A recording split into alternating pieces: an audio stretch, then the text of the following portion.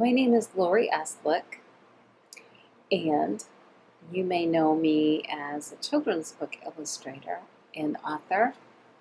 But today, welcome, Branch District Library Watercolor Workshop participant. First, I'm going to tell you a little bit about me. The next part of this video, I'm going to share with you the art kit that you received. And lastly, we're going to do watercolors together. And the beauty of you doing this video is that you can stop me and start me and play it over, of course, if you didn't get some of the demonstrations that I do. So again, we will do the watercolors together. Don't worry about it. It'll be fun to do that with you. First about me, I went to art college, and after I went through high school and really liked doing art, I decided to go to Kendall College of Art and Design in Grand Rapids, Michigan, and got a degree in illustration. And then, for my first airplane ride ever, I got to go to Hallmark Cards in Kansas City, Missouri. And I'll share with you a couple of watercolor cards that I did in Hallmark. This one's a blank card. This is also a card that I did with butterflies. I'm really into butterflies. And this is a bit of a fold-out card, all done in watercolor. Christmassy, huh? Then, after I left that job, I ended up going into doing children's books. So this is the very first book that I illustrated for picture books.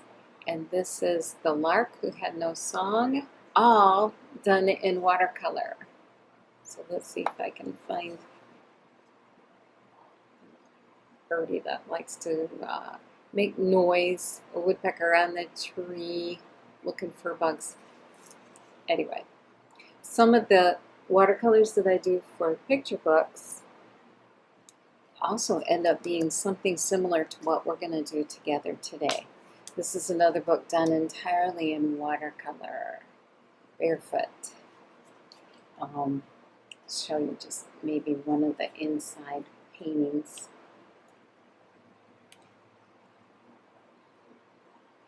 Look at how different. The wall walkers and then the feet of engineering. This looks very Michigan, doesn't it?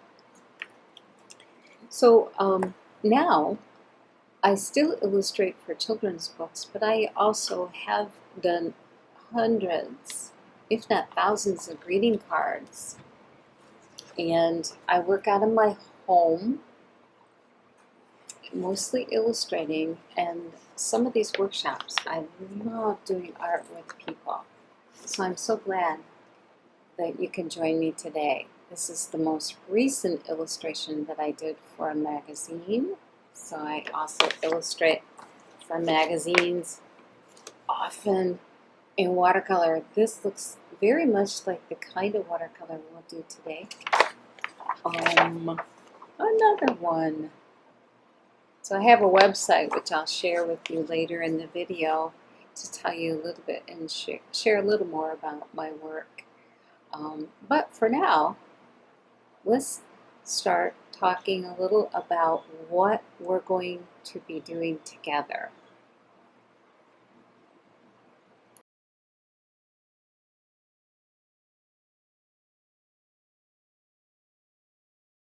Okay, so the next part I want to talk to you about is the kit that you got in the mail.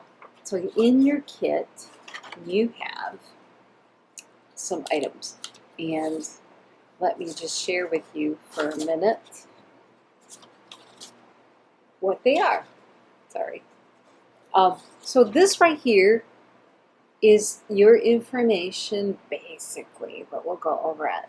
I've got on this list the types of art supplies that you received in your kit, but I also have on this a couple things that I'll share with you what those are that I want you to round up to use from your own house, and I'm sure you have these items at your house. On this specific outline, I'll go over the colors in just a minute. So what you got in your kit was a small koala illustration. We're going to do this today, and we're going to do that on this card. This is a greeting card, go figure. In the greeting card business, there's a certain side we'll use, and we'll talk about that. This is the envelope. They're both watercolor paper, and so we will watercolor on them both. And it's almost as though we use these as practice to get us started. The next thing I want to share with you is this drawing right here, and that drawing we are going to transfer onto this watercolor paper. This bigger watercolor sheet of paper is really nice stuff. This is exactly what I use to do my illustrations on, and I love it. And we'll end up tracing the bigger drawing of the cranes on that. And the cranes, I'll share with you just a couple of my finished cranes. Looks like this. And then another version. We'll go over both of the different versions. Optional, let me do that again. Options to paint cranes and on that nicer watercolor paper. And just as an example, this is how your koala, we will paint your koala today. So of the supplies, that's the paper, and then what you did receive in your kit were 2 brushes. They may have looked like this. They may have looked like this. It was just a matter of supplies, and I get to choose the supplies, and these are definitely brushes in your kit that I would use. This is also a brush, and I'll share with you how to use this sponge brush. It just covers a big area in a fast amount of time. This I can't wait to share with you. This is paints like this that I squeezed out and then let dry. And so we will reconstitute this, which means we will add clear water to make this again paints. And these are very intense colors, and I use these myself, hence that bottle that's almost empty, because it gives us really bright colors. And you use just mostly water. I'll share with you how we'll do that. So the other materials that I ask you to have on hand yourself can look like this. A number 2 pencil. Number 2 is a good pencil because it gets it done a lot easier and quicker and sharper, and just have it sharpened. That's all I ask. And they look like those yellow pencils. That's the size of a number 2 pencil.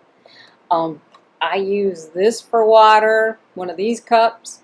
It doesn't matter, you just need clear water, and I have us rinse out our water often. I sometimes just use old plastic containers for water, just lots of water.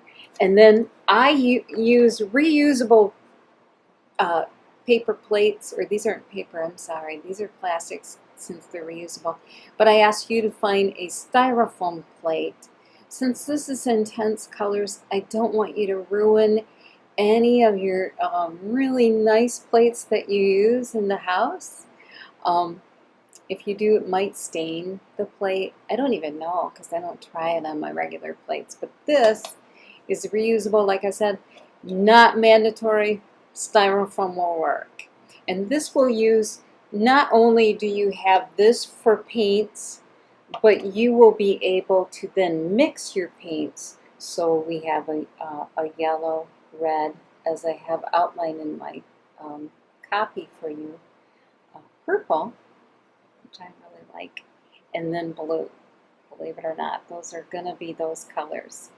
So let's go ahead and we'll get started in a minute, and I'll share with you the first thing that we're going to do on the watercolor paper.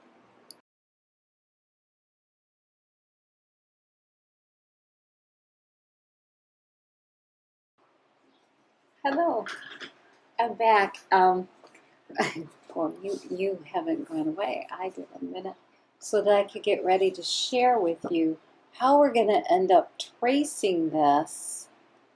And I changed the view so that you could see how what I do is I utilize the window in my studio to be able to trace the artwork onto the watercolor paper.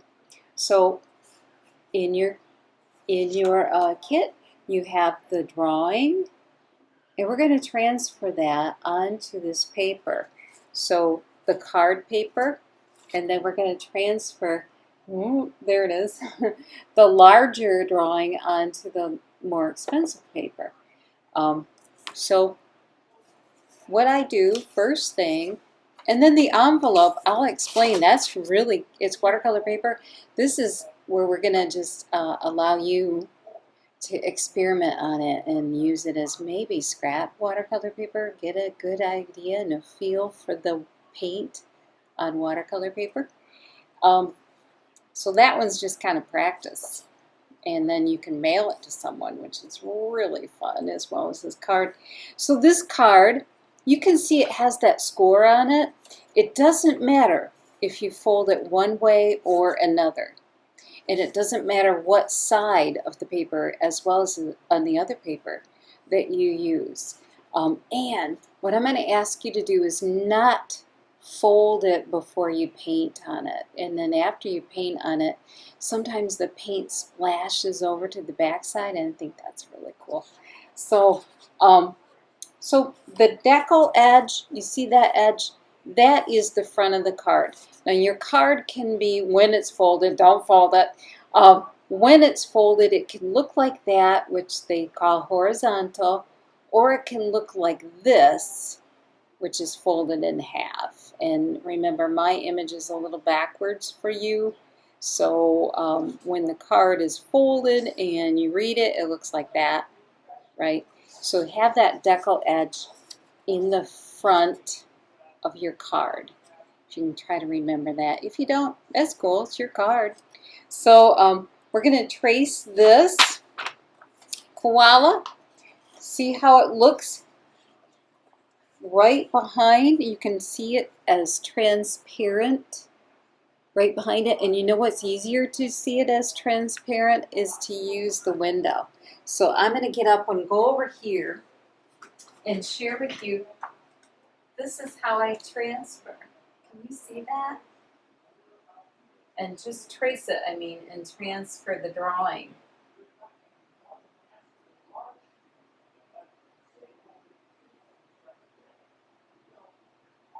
So let me do this really quick so you can get a good idea of what I'm doing without taking up all of our video time. Here's what my drawing looks like so far transferred, just like that.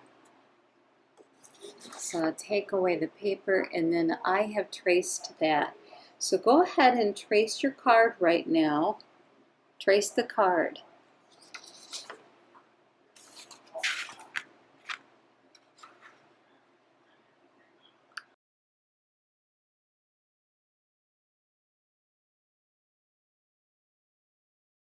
So after tracing it, it's going to look like this.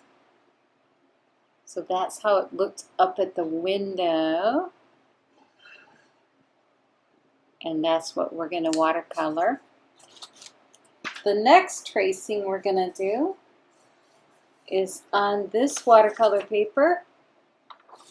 And we'll put this other copy right behind it. You can almost see through it right here. And when I use the window, Sometimes I'll use just some basic Scotch tape to tape it on the window. It's not necessary because I just hold it with one hand and then trace it like this.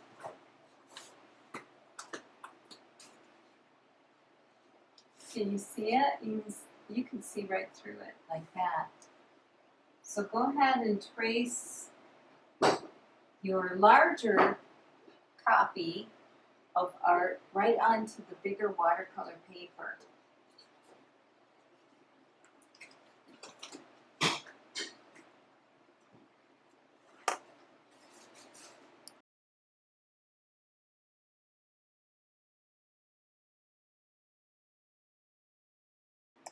So hey, with our completed drawing,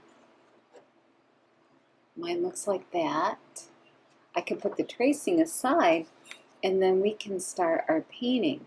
I just want to tell you a minute about this painting. Is very much a Michigan scene. When I was out in a nearby park, I saw sandhill cranes, and then they consequently nested and had a little baby sandhill crane. So I hope that you're feeling the love. Okay, we'll start painting. I'll share with you the setup.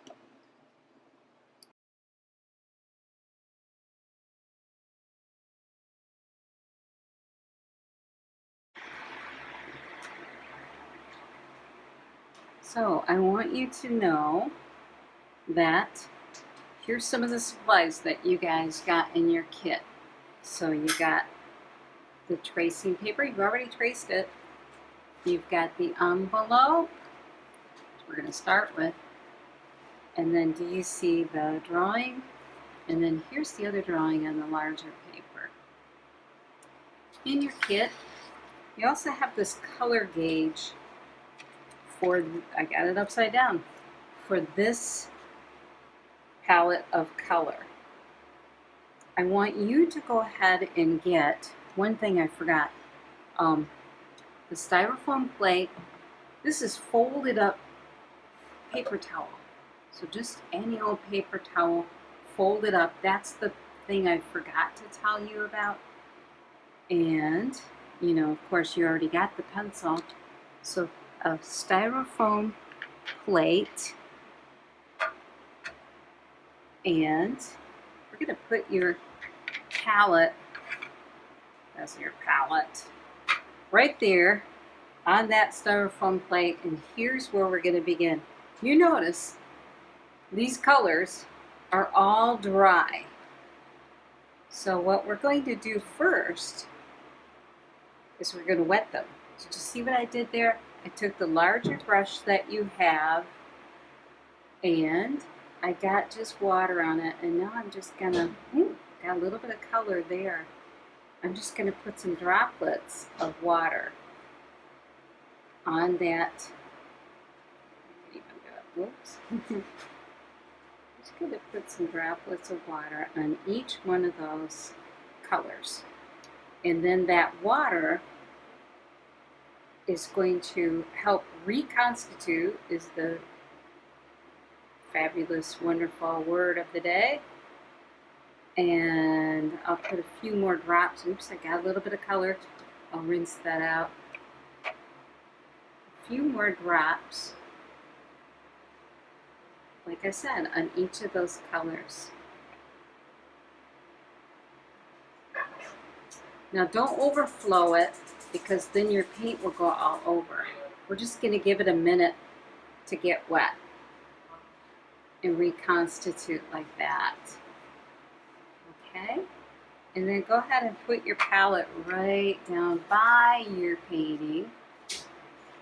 You can start off with this envelope.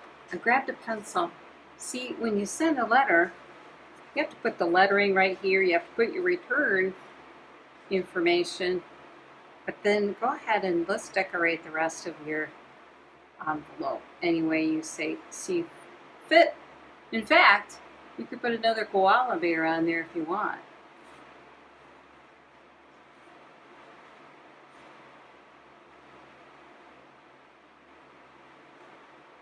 that's up to you. This one, I want you to totally do your own thing on it. And then we'll start painting. I'll put this away from the other pictures. That way, while we practice on it, we won't get the other ones wet.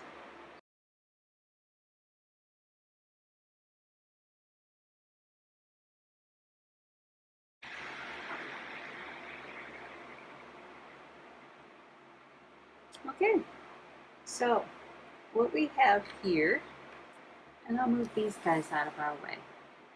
So now you can see my colors. Oops, and I grabbed a pencil. What I want right now is to grab some of that red. Watch what happens when I just add the red.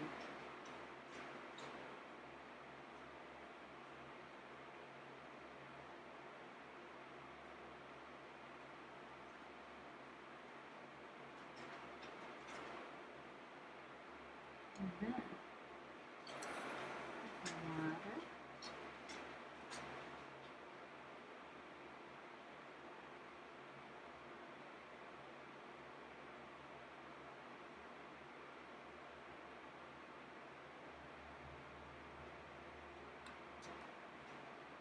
And I've got some purple here. How about a purple?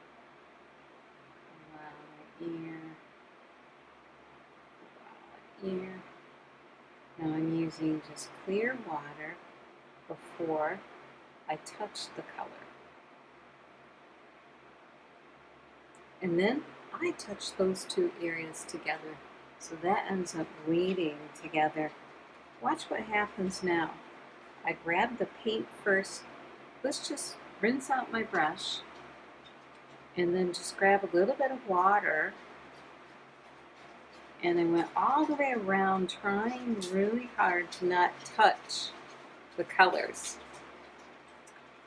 And now, with just clear water on my brush, I touch the blue. Look what happens when I dot that blue on the wet areas of paint.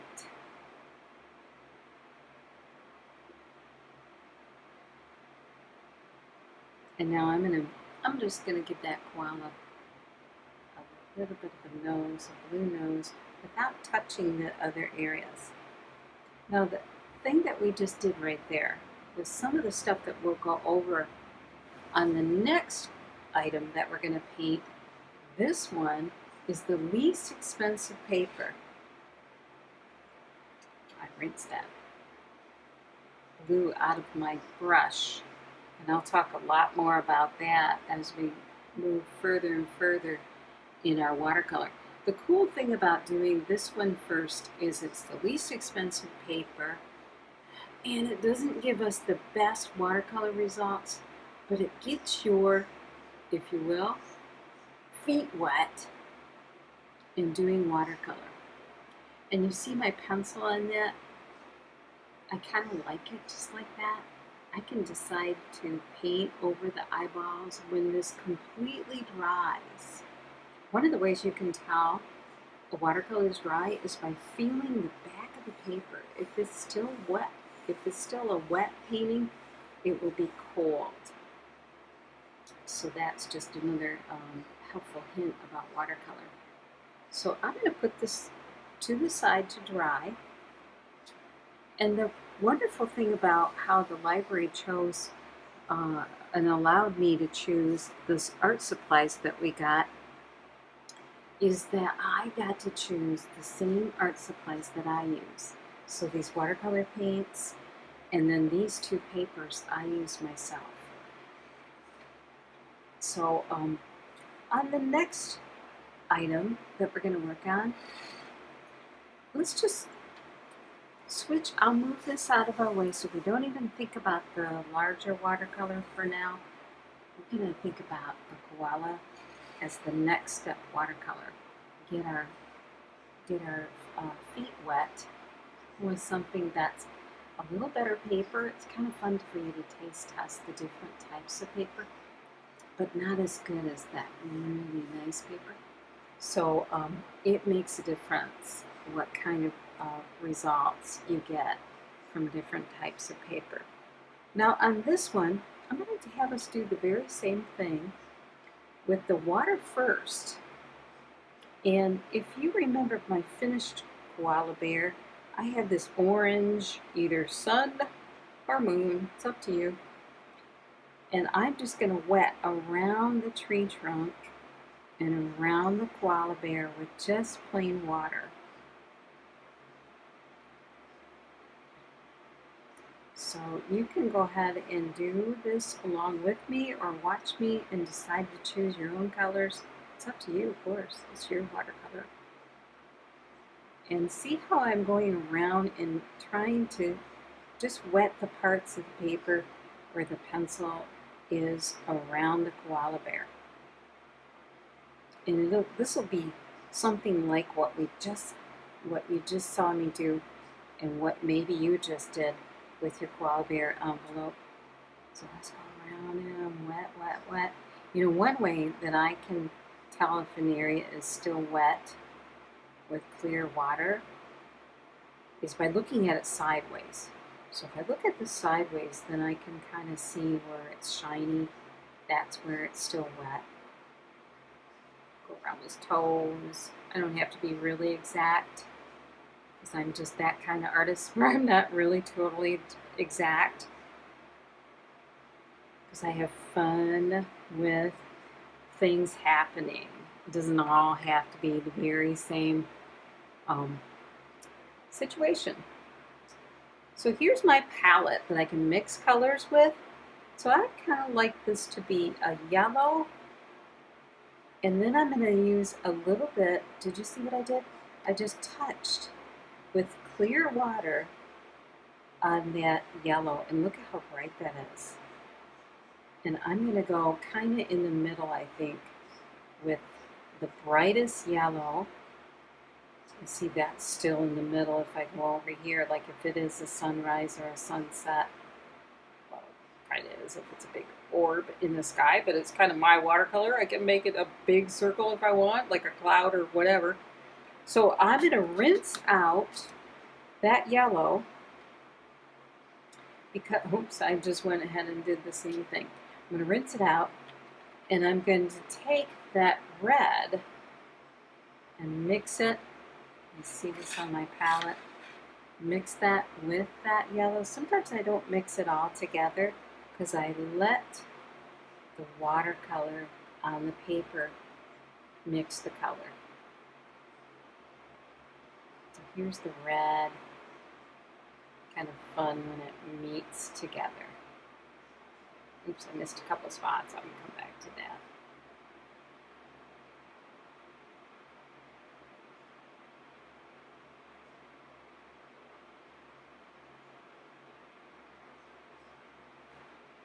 And now, oops, I rinsed it out.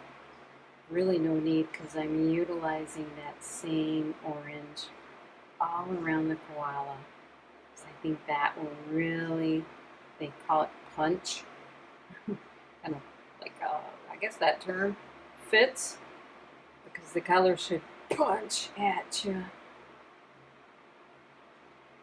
Really stand out. Now when I'm doing a watercolor, one of the things that I keep in mind, a couple things I keep in mind. One is the one thing that I want to be the lightest in the whole picture, I leave white. I leave the white of the paper showing because that's going to be the whitest area of the whole watercolor. So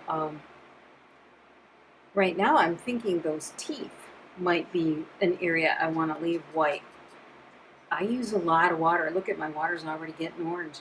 So I rinsed out that orange, and I do want my heart, I think, to be red. So I didn't use water first just because I think I'll paint this pretty fast. So I told you, leave the white areas white so I won't paint, and I probably will try to avoid these little nails over here because I'm not sure what color they're going to be. They're probably not going to be white. Did you see what I just did? I left a little dot in the middle. That's like a highlight. It doesn't always have to be in the middle, but if I leave a little bit of the paper, it almost looks like that's shiny when it dries. And so I wet that in one fell swoop. It almost touched here. Now you notice what happened, the bleeding that happens when those two areas touch. That's a beautiful orange. It's going to be really cool when it all dries, because you can see it kind of, the paper's kind of wavy. One of the things that, the second thing I want you to remember to do, now I can do these orange areas while I talk to you about this. The second thing that you want to do is to, of course, plan ahead when you're doing a watercolor. And by planning ahead, I don't want those two areas to touch. So did you see how I did that? I tried carefully to have my brush not touch those areas. Just like right here, I got lucky because I think that that was dry enough that that didn't bleed into it. This bleeding works out really cool. That's what I wanted to happen. So when you're planning ahead, try to paint areas that don't touch. So on the koala bear, we do have smaller brushes. Everybody was to get a larger brush and a smaller brush. And I'll talk about this sponge brush in a little bit. That's going to be our biggest brush. I'll put that right here so we can kind of keep that in mind. And so everybody in their packet, I made sure you got a smaller brush and a larger brush. Some of your kits had these, some didn't. It's okay. Just the larger and smaller is what I wanted. So I'll pick a smaller brush now, just so I can get a small area. What I'm thinking I'm going to do is I'm going to wet this first and wet the upper and lower lip, his nose and his mouth. Reason being, those are not touching any other areas. I could do the eyeballs, but as soon as it's all dry, I can put those eyeballs in. This is blue. This is very intense. Did you see what I did? I put some of it right here on the palette. I can come back and reuse that. I'm adding water. A little bit of a hair right there in the way. And then I just put a little water right there, or a little blue right there. And I think I'll make that a little bit bigger, going outside of the lines. Cool. Now I could do the scarf, but look at that, goes right by that yellow. And until that's completely dry, that will suck some of that watercolor right into the yellow. And I don't want that to happen. So the cool thing about the two papers that you have is that we can juggle. So I do that often in my work, where I'm waiting for one to dry, and then I grab another one to work on. So we are going to do something big and bold on this one with water first. I have to think about and plan ahead, what area am I going to use this as just wetting the area, and then I'll have to have the watercolor ready to add to that area. Like if it is a really big area, like I'm thinking the sky would be lovely in that kind of blue. So let's go ahead, move this over a little so you can see a little more of the whole watercolor. I'm going to move this out of our way so we can also take a look at our palette a little better. Now, I think if I'm going to go with that blue, I will get that ready by mixing. Let's mix that first. First I have water, and then I add the blue. Look at how intense that is. But this brush has a lot of that blue on it, and I don't have to add a whole bunch. So I got blue ready. What I'm going to do right now is wet the area with this big brush, because this covers a lot of area in a quick amount of time. And that's what you have in your kit. So you can use that to also wet a big area before you add the watercolor. So one more time, remember how I told you that you want to make sure that things don't touch. So I'll probably leave these hearts until later and wet those separately. So do you see what I'm doing? I'm trying to go around. This is a little tricky, these detail areas. That's why you got a little sharp edge on this. And I don't have a problem with going outside of the lines. This is your watercolor, and you can do that. Okay, this is like the preparation, all this extra work before you see the fun part. So that's all wet. Let me look sideways. Oh, there's a spot in the middle. I would find that out when I put the watercolor on and I can actually see, and then just use the watercolor brush to do that. Here we go. Check it out. That blue sky is looking good. The paper will spread it, but also my brush I'm adding, you can see I'm adding water to all that paint. And I say lots of water. And this paper in particular, as you will find out, takes lots of, it will sop up lots of water, and it is such a fine paper. I'm so grateful that your library allowed me to choose the actual professional supplies that I use. So look at that, isn't that fun? Now remember, I have blue in my brush. I didn't touch that area. See, there's my rainbow. I didn't even touch that little peekaboo. But you know what? Sometimes you can intensify the blue by just adding a little bit more of that. And I did that with water on my brush. If I touch that paint, just like I'm telling you, if I touch the paint, it's going to be pretty intense, see? And all I have to do is just dab it in that wet water. Now I'm going to let that whole area dry. I can use this blue that's on my brush without watering, wetting this area. Sometimes, many times actually, I will pick up a watercolor when it's this wet, and look what happens when you move that paint around. Isn't it cool? It can kind of give you a little bit of depth, like that heavy color on top,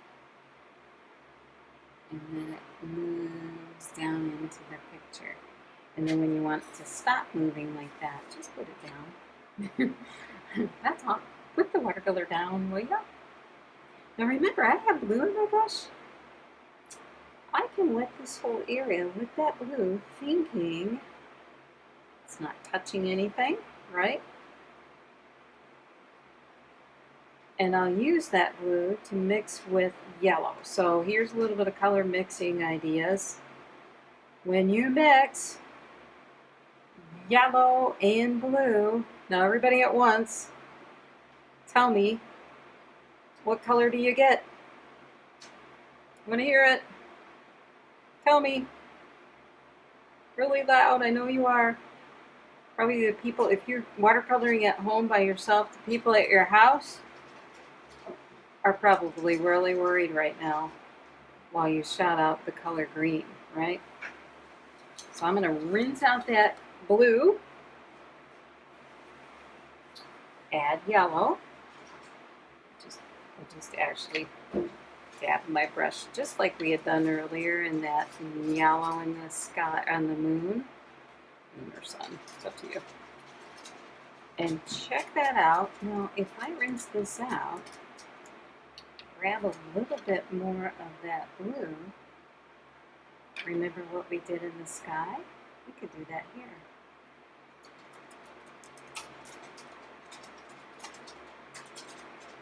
easy to put that blue up on top. A little bit more. And you can pick it up and mix up.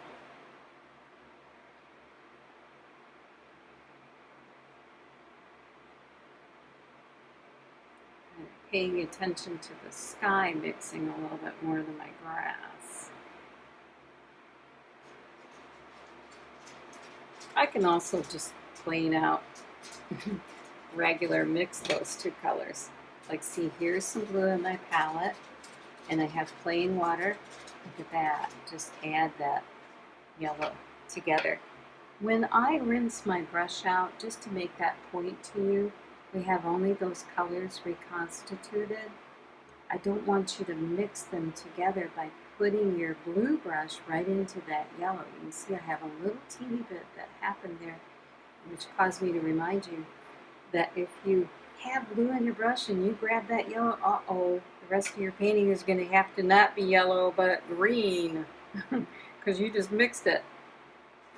Which is an interesting color mixing problem to have, right? You see how I dabbed it in different spots? That makes for a more interesting painting, I think. Now, see, I have this green on my brush. Is this still wet? So I might not want those in the distance to be green, but nothing's touching this area, so I could make that green right here.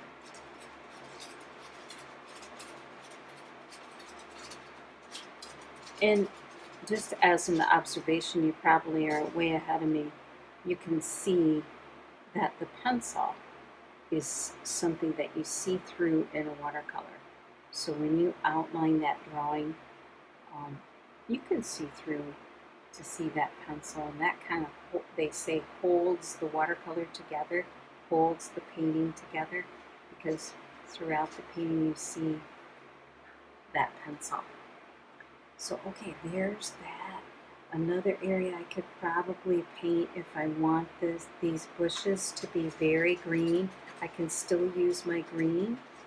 Or what if I want this color in my rainbow to be green? It's not touching anything, and this area is a little bit dry. So check it out. Oh, that's almost like that rainbow is very earth friendly. Not sure that's one of the colors, but it'll be kind of fun when we put that yellow right next to it. And I kind of want my clouds that are heart-shaped. How about that? I kind of want those to be in the pinks and purples, so I'm not going to use this green on my brush, but remember that reflects. So that green reflects in this water area right here. So I can put that, make that be green. So I have green on my brush. I can't think of any other areas right now that I really want to use this green there, but I could go back to Mr. Koala. Is there an area here where I can use that green while juggling my paintings? The green of these leaves. This one is still wet, and it's kind of interesting, I think, how it starts bleeding there. This side, oops, I have to move this over so you can see better. This side, just like that. Couple, 3 leaves. Now, if I want those colors to be a little more intense, I just grab a little bit more color and dab it. What if I want them to be a couple of them to be a little bit more blue? Check it out. What if I want to add another leaf or two on my own, which leaves me to remember to tell you this is your watercolor.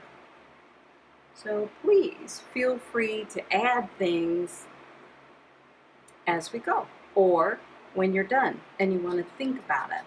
Think about what you'd like to add. So maybe, let me see, these are pretty wet around those feet. It's pretty wet around that scarf. This area is really, well, it's touching right up here, touching. I was thinking about doing that area in a little bit of blue. You rinse my brush off, get a little bit of blue right here. So almost the inside of his ears.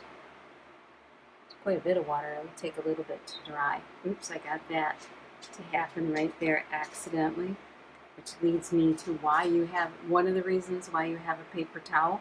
Look at how it's bleeding.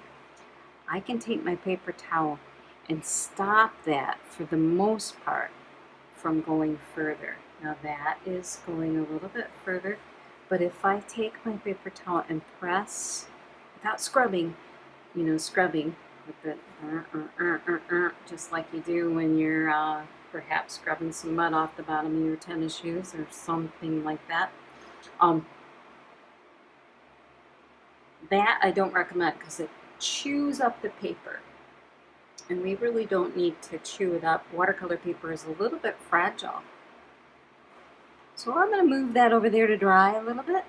Back to the cranes. I like to call this one the cranes just because it is cranes. So how about those clouds? And this is pretty wet up here. What would happen if I did touch those to the sky? Well, this one, let's let it dry a little bit further. Now this area is a little bit more dry. Can you see that heart way over on the side? So if I take the smaller brush for a little bit more details, touch it to that, I just touched it to the red to see how pink that would be. That's pretty pink.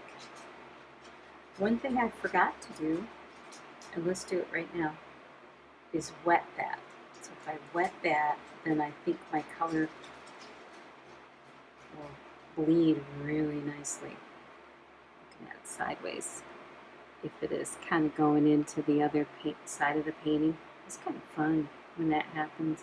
Like this one's separated, but that one might bleed into it, and that's kind of fun. So here, so some of the rules are made to be broken. I know I said don't touch, but it's okay sometimes. Like, that's kind of exciting. That's a little purple, right? When you get red mixed with blue. Okay, another shout out to scare anybody who's in the vicinity, your dog, your cat. That mixed with blue, let's try it. Oops, I didn't have enough blue. Look at that, say it, purple. That's pretty purpley, isn't it? Okay, another area. Ooh, that middle of our rainbow. Should we go yellow in there? So I'll wet it first. Remember, not every time do you wet something or do you have to. I do it because I want it to be pretty wet when it blends into the next area of the painting, like that one. That's kind of nice how that's blending. It's a happy accident. You ever heard that? I've heard some of the kids where I go to visit in school, they call it celebrate the oops. I love that. One of the schools I went to, they explained that was their art teacher's thing, is celebrate the oops. This is pretty wet, but you know what? If I try not to touch it with that yellow reflection, and even if I do, I've got yellow around there. So in the sky and reflected, this area is pretty wet, so I'm not certain I really want another color to blend. Like if I choose red up there, we'll get that to mix, and you get what color with yellow and red? Here, let's hear it. You're right. Orange. But I don't know if I want orange to go into my sky. So I'm going to wait for that area. And this is pretty wet down here. So let me see, koala bear. If we got something we can do on you right now. How about this? Back to the cranes. This area. Now I want my cranes to be a dark purple. If you remember, I have two versions. I'll share with you both. See how I finished this one? Gosh, I have a lot of yellow that bleeded right into the sky. So that's intriguing, isn't it? So this gray, and then this purple. So I kind of want this to be pretty dry. See how sharp that edge is? That means I let the sky dry first. So I'm not certain I want to do that purple behind my cranes yet. But I could paint the cranes, couldn't I? So, or might wait on the cranes because of that detail work that we're going to do on those. So back to decision making. Now if I go, that's pretty dry. I can feel that. So let's go with a little bit of a, what do you say? A red? How about red? It'll be different than my example. See? And I didn't wet it. That would help it to blend a little bit. So if I rinse my brush out, or I could use the bigger brush, I like the smaller ones for details that are really close like this. Okay. Now, got water, just water, and now I added the paint. Check it out. It's already blending all the way up where the water is at.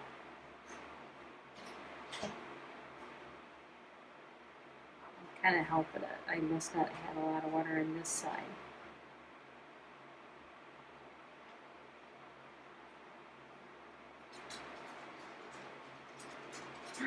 We're going to finish this off with red. Red and that reflection. That red and that yellow are mixing to make a pretty orange right there. Starting to come together. Starting to do that. So I don't have a lot of that touching in that purple area. How about if we get to wetting that area first? Took the bigger brush to do that. Let's wet that area.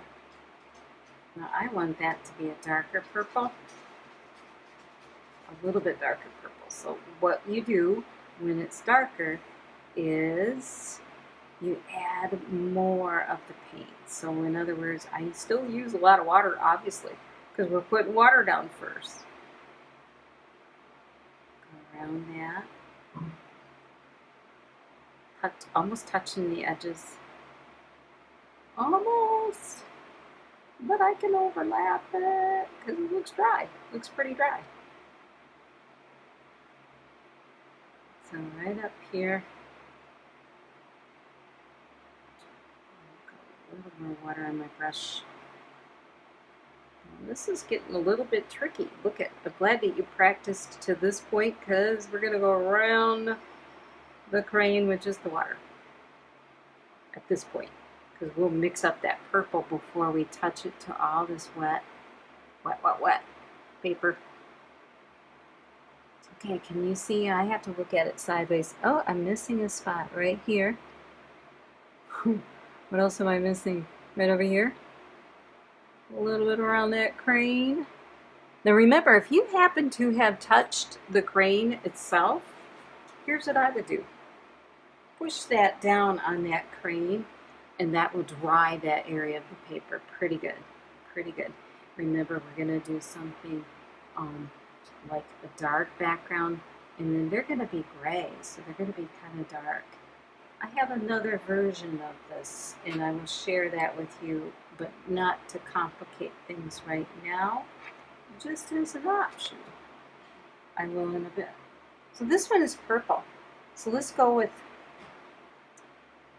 you can go with that plain purple and water. See, I'm darkening that plain water by adding more color. So instead of just grabbing all of that paint, I have a lot of water on my brush. Here's why. Check it out. We watered that ahead of time, and that water is blending that paint all over this area. That's pretty intense in itself, isn't it? Pretty intense color.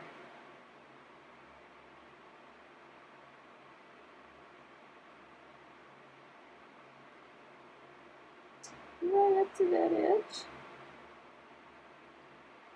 Which, since we've already wet it ahead of time, it's doing a lot of that painting work right now, so we don't have to really painstakingly be careful and all that stuff, except for that area dried a little.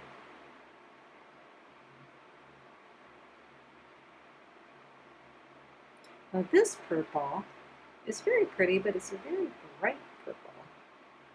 Now if I want this purple more blue, we set it. Let's go for the blue. I added, oops, I added water to the blue. Now,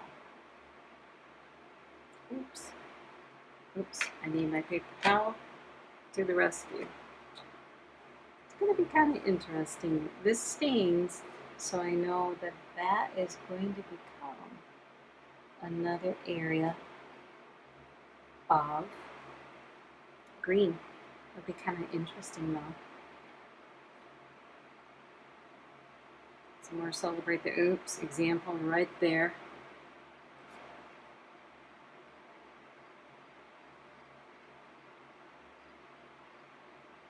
You know, in art, there are really no wrong answers. There are really no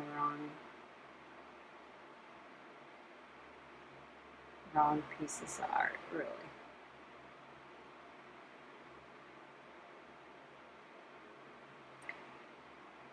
They just look different. And I think that's lovely. You know what I love is when I do give a workshop, I absolutely love encouraging people to do their art, but I absolutely love it when we do the same thing and everybody's looks different. Now you noticed I have that purple on my brush. This looks fairly dry now. Fairly dry. Now that red's not dry, but what if I make this cloud mostly purple?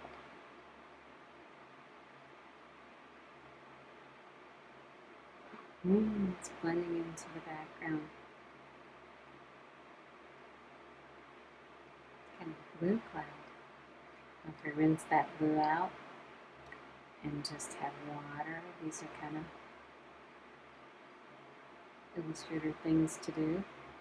I'm going to let that just kind of go. Instead of sopping it up, I kind of like that.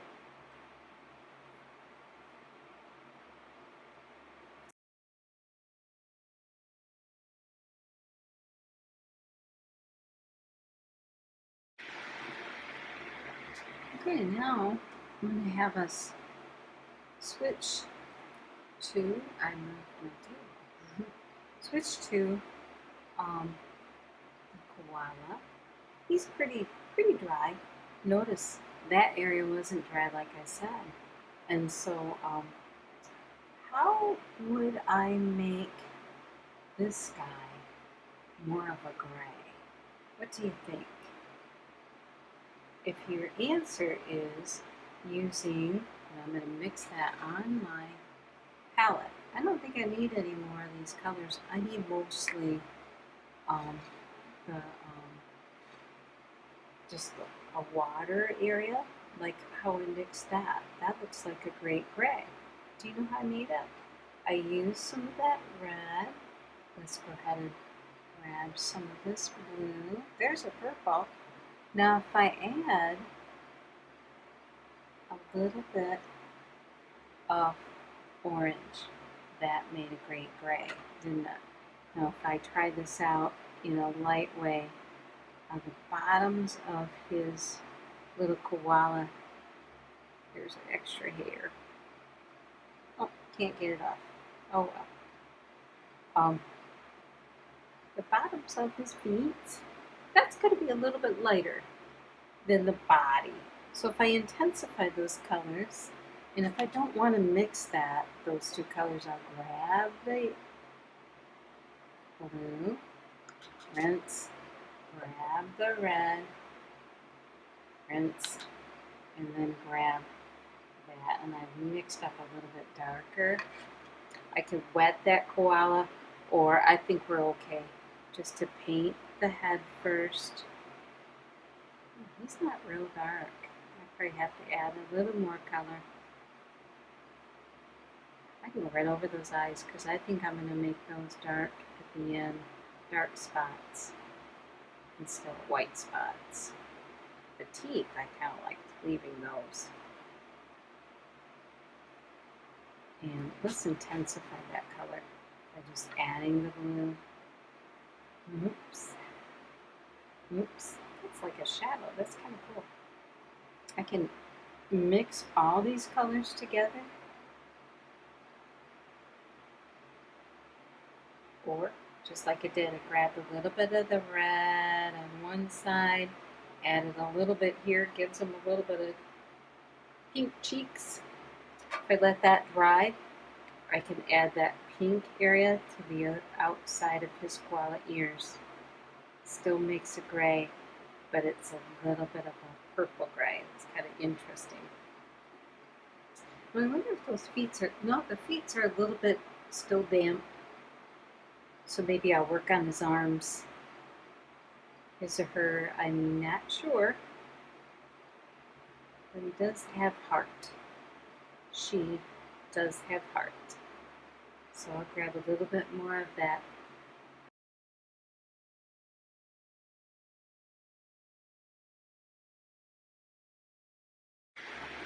Okay, I think we're ready for some of the detailed areas. Let's go with water right here. Try to do this a little bit faster. And right around that swan. Oops, I'm not talking about a swan, I'm talking about a crane. Just like that. Water. Did you notice I got clean water? Just waited for this to dry a little bit and got some clean water. Okay, let's intensify that green. So I just used some of the green on my plate and added a little bit of intense color to it.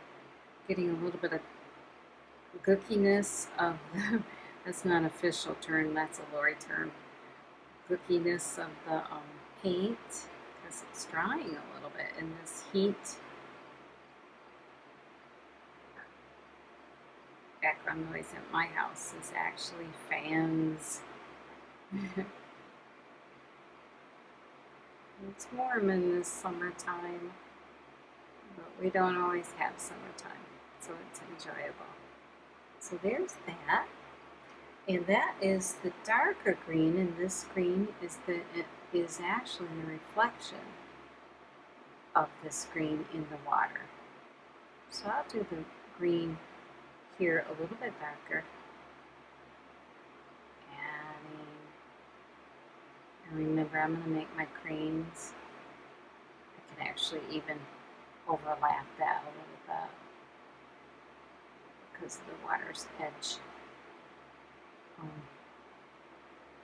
Yeah, anyway, we're going to make those cranes gray, so we'll mix up another one of those grays. Oops, went a little crazy there. That's okay. Now, remember these reflective, they're not going to touch supposedly that darker green. So we'll just do a little bit of water on here, and that reflected cloud would be what's right.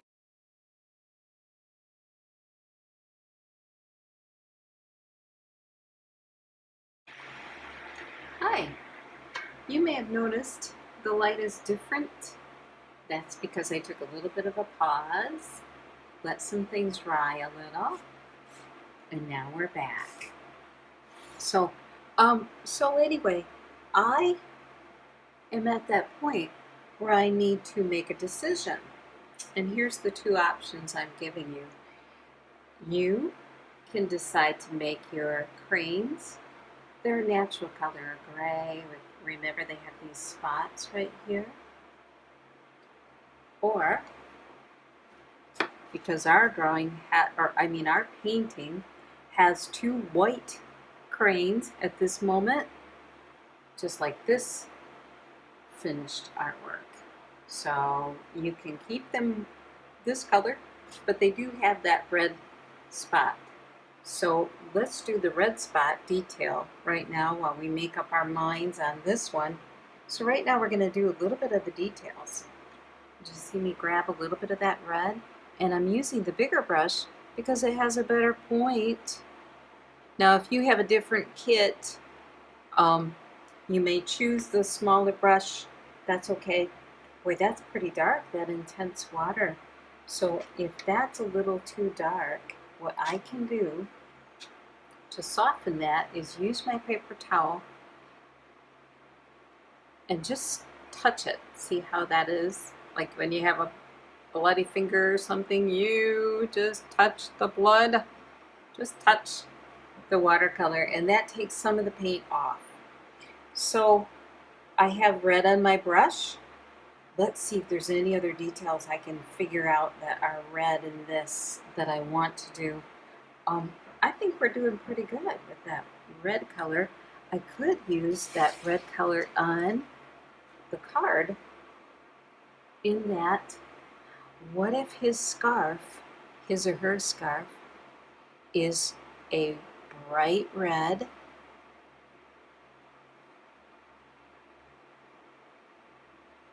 so we're doing some details now. We've got, since I paused and came back to the artwork, I like that design. Here's what I'm going to do. I like it red. If I want it to be purple, I can add the purple to it, or I can mix up a blue or purple, adding blue, and then touch the scarf with that while it's wet. Now I overshot my drawing a little bit. Another happy accident. I kind of really like showing you what to do if something happens that you didn't plan on, because that happens all the time in my paintings as well as, of course, my demo. and this is bleeding right into that. Looks almost like a leaf at that point, but it's the scarf. I can make it a little darker, just like that, like I intended it to go right into that tree. That's kind of cool. Now I can make his or her eyes purple just by dotting the eyes with the tip of my brush. Like it. And then he or she has some nostrils. We'll just make a couple of dots for the nostrils. Oops, looks like they're gonna bleed right in. That paper is that way. So we'll dot that up a little. Stop it from bleeding. Ooh, looks a little crazy. I have another idea how we can fix that. So we'll put it aside and let it do its absorption thing. And we'll come back to this better paper. One technique I forgot to share with you, and I will do so now,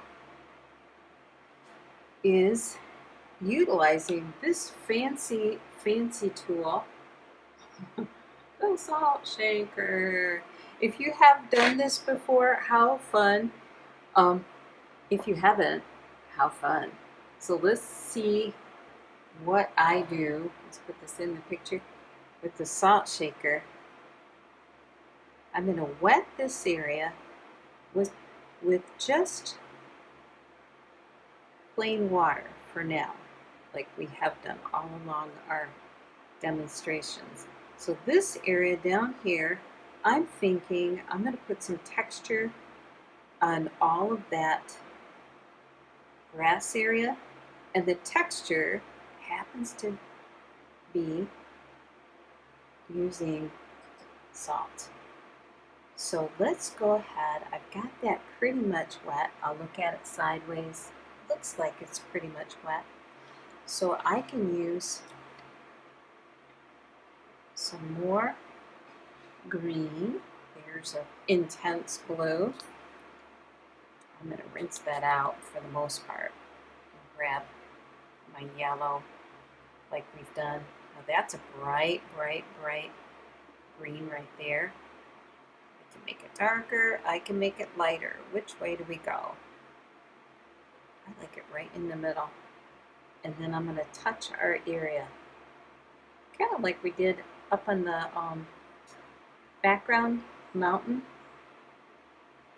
Make it more intense and touch that area in different spots. Now I added some blue. I'm kind of varying the degree of color. The whole area is wet, pretty much, but I like it just kind of going in and out with color, because if you look at the grass or if you look out into a field, it varies in colors, especially in summertime. Wintertime, not so much, but there is a varied color, really, believe it or not, in the wintertime. So look at that. That's kind of cool. What if you add, and this is a little trickier, I'm adding a little bit of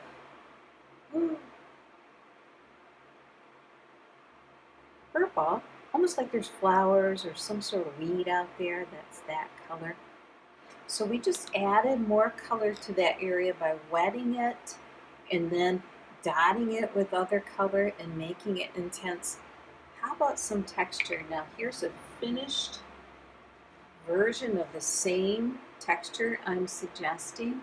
Do you see that? Look at all of how that is. It's pretty texturized.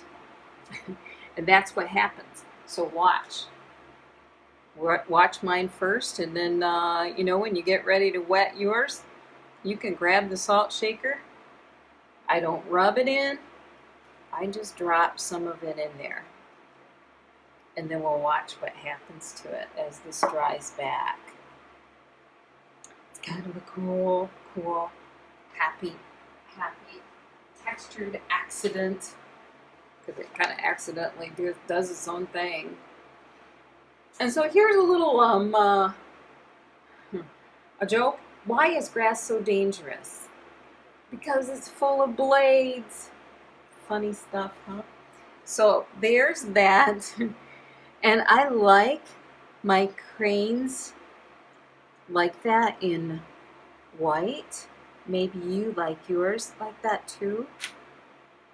I have a little bit of that salt in that area. If I want to not have salt in that area, all I have to do is move the page and blow it a little bit and lose some of that salt off.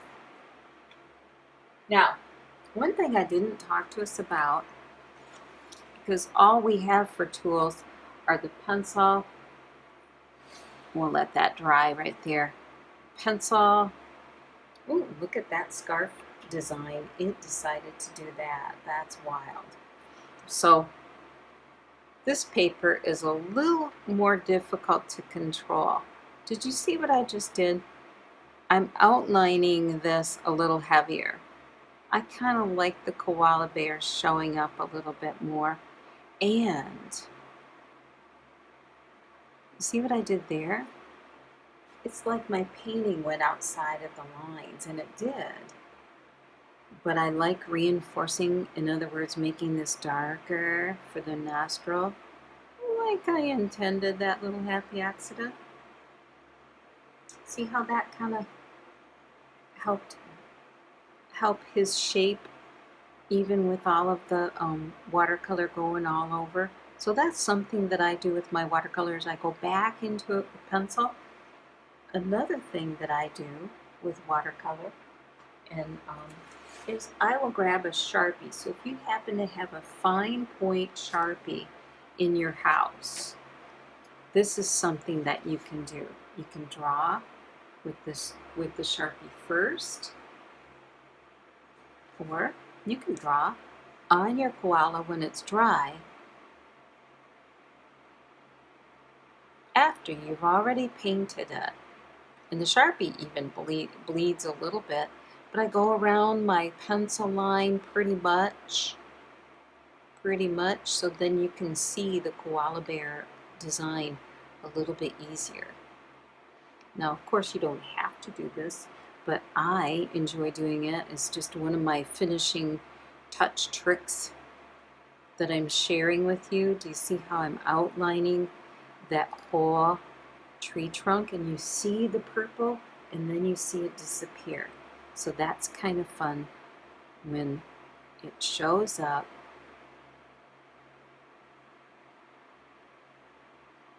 like that.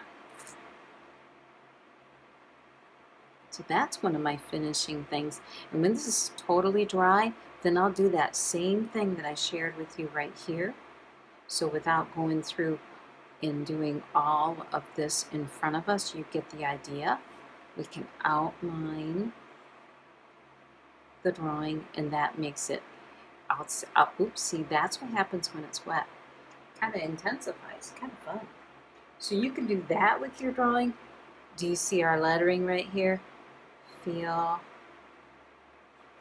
the love. So you can outline that. So that's something I'm going to finish for you. I'll show you my finished outline, and you can do yours the very same way. We'll come back to our big watercolor and make sure the areas around it are pretty dry. I'm not going to touch, I'm going to make sure while I make that gray, I'm not going to touch that red spot. Now down here, we have all of this area wet, and I'm okay sometimes. It's called wet into wet painting. Some areas like this grass, or I think of it as cattails, and just a dot of color.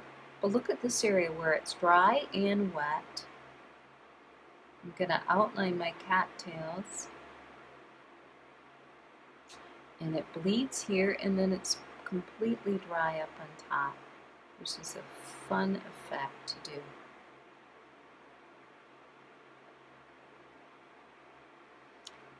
Now I can use this green to make our finished gray. Did you see what I did? I grabbed this green and I had that purple on my plate. So you see purple and green. So purple is a mixture of blue and red, green, yellow and blue. So those two colors, or those four colors mixed together, come up with a very nice gray. So let's just paint one of these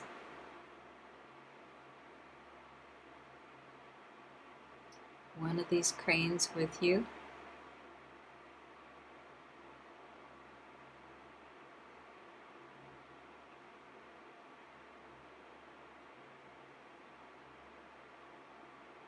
Looks like I have a little bit more green color than I would like, and now watch, I don't even touch or card it, not touching that red, because as we know, it will mix.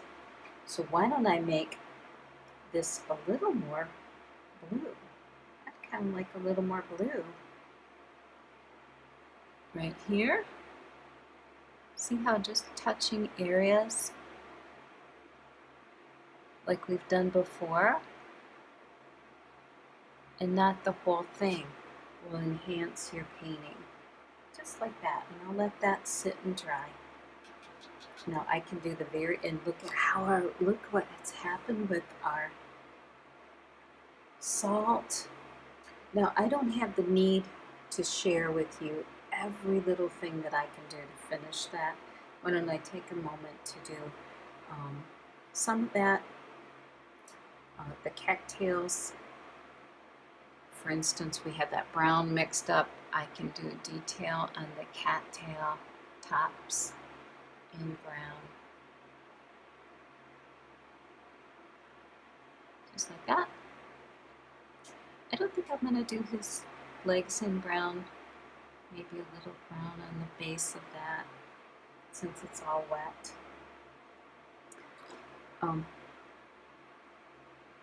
So, there it is.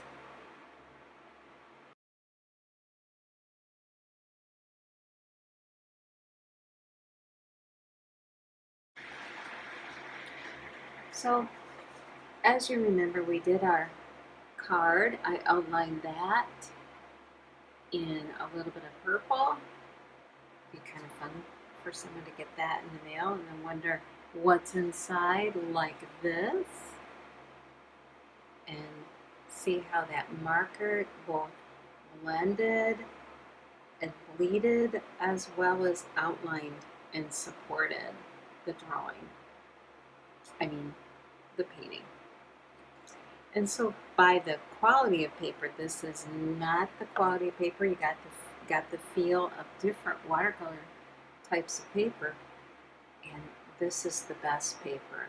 You probably noticed how it helped absorb the paint and helped you to move it around, as well as some fun things that happen.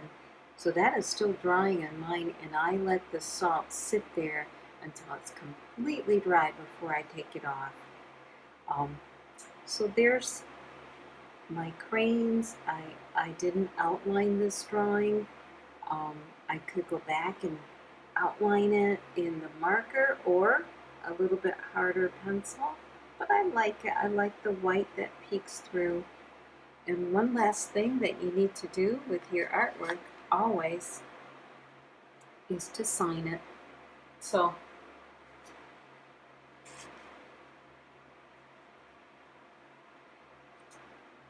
to make it yours.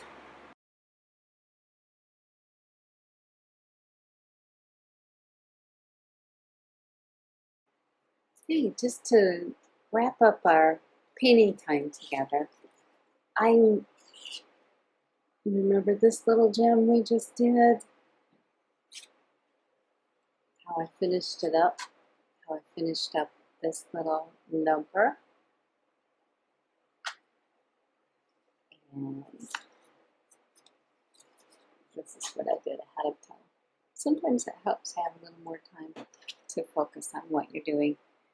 What I want you to remember is that watercolor is fun. I'm hopeful that you had fun today. One of the other things I also try to remind people is to forgive yourself.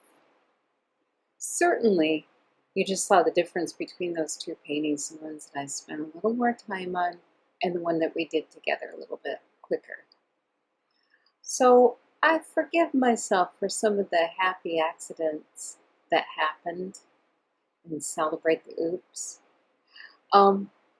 So, you know, it's when you have fun, it's also fun to learn something new. So if it was the very same painting and turned out with the same results every time, you wouldn't learn anything. So I also want you to remember something that Vincent van Gogh said. If you truly love nature, then you will find beauty everywhere. Thank you for joining me today. I hope that you continue to paint and you have more of that watercolor intense colors to paint with. Bye. Have a creative week. Bye.